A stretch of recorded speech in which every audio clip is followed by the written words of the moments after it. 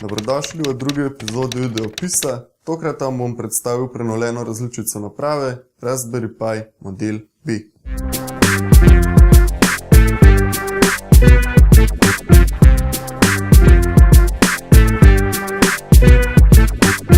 Prenovljena različica naprave Raspberry Pi model B je izšla julija letošnjega leta.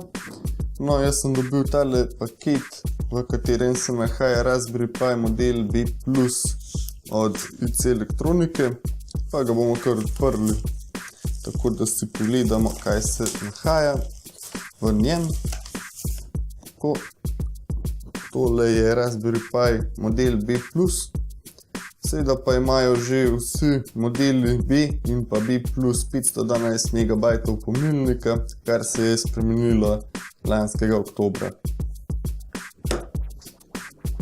Bomo tole škatlo kar odprli in v njej že lahko vidimo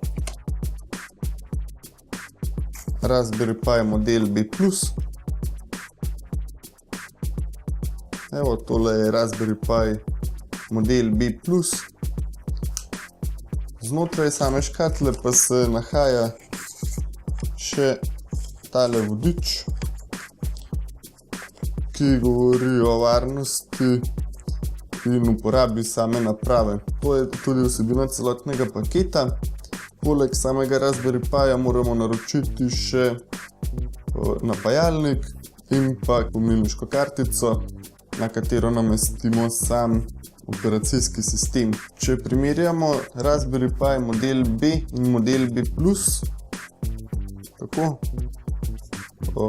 vidimo, da je praktično skoraj da ista velikost, s tem, da je sama oblika nekoliko drugačna, saj Raspberry Pi model B Plus ima nekoliko drugačno postavitev samih nožic, katere lahko pritrdimo na ohišje. Te so locirane tukaj, medtem ko ima model B nožice pozicionirane le na dveh predelih. Bistvene razlike v primerjavi z starejšo različico model B so v tem, da ima model B Plus kar 4 priključke USB. Seveda še vedno ostaja tukaj priključek za mrežo. Spremenila pa se je tudi postavitev samih priključkov. Kot lahko vidimo, je HDMI pozicioniran na tej strani, prav tako tudi priključek za audio in pa kompozitni RCA priključek, ki je odslej kar v enem priključku. Sama zgradba naprave je nekoliko drugačna, kot je bila pri starejšem modelu. Odslej ima Raspberry Pi model B Plus podporo za microSD kartice, ki jih dodamo v to režo. Mogoče je nekoliko problematično v primerjavi s starejšim modelom to, da potrebujemo ponovno kupovati nove SD kartice, kar seveda ni prijetno, če imamo celotno okolje postavljeno že na starejši kartici. Obstajajo sicer možnosti, da starejšo kartico skloniramo na novejšo, vendar nam seveda to vzame nekaj dela in seveda tudi časa. Glavna razlika med obima različicama je tudi število pinov, ki so na voljo za upravljanje in uporabo vhodno-izhodnih naprav. Model B Plus jih ima kar 40, medtem ko jih ima model B le 26. Seveda gre za veliko izboljšavo, katero so pri fundaciji Raspberry Pi dobro premislili. So pa to možnost ponudili na podlagi mnenj številnih uporabnikov, kar je tudi dobro, saj fundacija posluša uporabnike in napravo prilagaja njim. Znotraj samega modela B Plus je še vedno enak procesor, gre za Broadcomov BCM 2835, ki je seveda dovolj zmogljiv za številne stvari. Bi pa rad izpostavil to, da je to kar dobro, da so sam procesor pustili enak, zaradi tega, ker je celoten izdelek na to združljiv tudi za nazaj in ni potrebno nekih novih prilagajanj, kar pomeni, da tudi ni veliko dela v primerjavi s prehodom iz starejše različice na novejšo.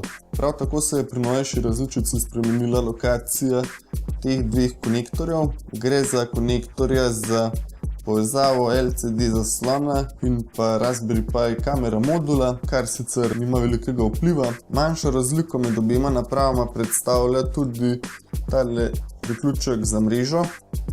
Pri novejšem modelu vidimo, da ima LED indikatorja za prikaz aktivnosti mrežne povezave, medtem ko starejša različica tega še ni imela, vendar to seveda nima velikega vpliva na samo uporabo.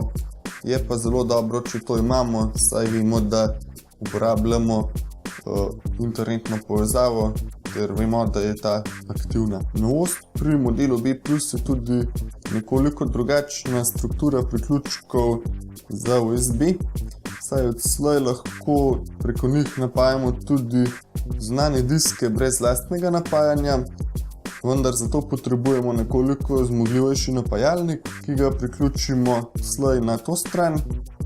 Model B+ ima tudi veliko izboljšan zvočni vmesnik, kar pomeni, da lahko bolje predvajamo oziroma je boljša kvaliteta samega zvoka kot v primerjavi s prejšnjo različico.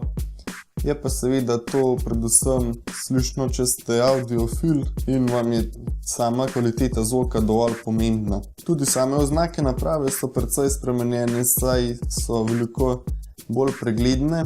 V primerjavi s staro različico so bile kar nekoliko čudno pozicionirane. Se pravi, če se najprej pogledamo starejšo različico, so oznake zelo nevidne in slabo pozicionirane, medtem ko ima novejša različica veliko lepšo razporeditev oznak, se pravi tukaj in pa tudi kateri priključki so na voljo, nam povejo že same oznake, tako da ne zgrešimo, kaj praktično potrebujemo priklopiti. Ena izmed manjših razlik med obima različicama je tudi to, da so pri novejši različici zaobljeni koti, kar je recimo tudi dobrodošlo, saj je lepo videti nekoliko popestritve pri sami napravi, ki je še vedno dovolj majhna za uporabo v množičnih projektih. Kolikor se seveda sprašujete, če je smiselno nadgraditi svojo napravo oziroma kupiti novo napravo, vam predlagam, da se odločite na podlagi tega, če jo boste res potrebovali. Res je, da ima novejša naprava kar nekaj več GPU pinov, tudi več priključkov, vendar mogoče le te ne potrebujete in vam zadostuje starejša različica.